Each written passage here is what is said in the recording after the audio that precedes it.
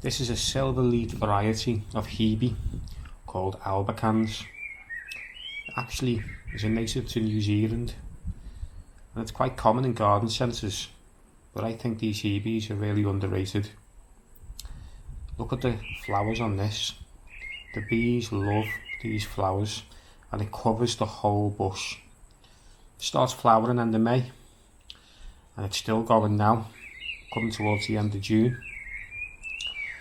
What I love about it as well is these silver leaves.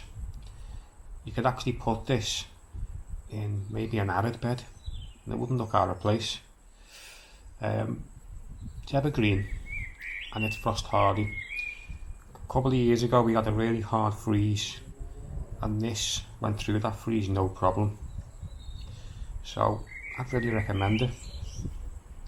One thing about these Hebes is you'll notice that this is really compact, and this is quite a compact growing variety, but if you never prune them, they could grow quite open in the middle.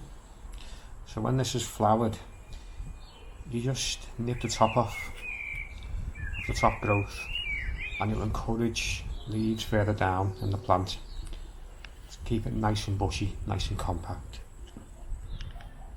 Thanks for watching, and please subscribe.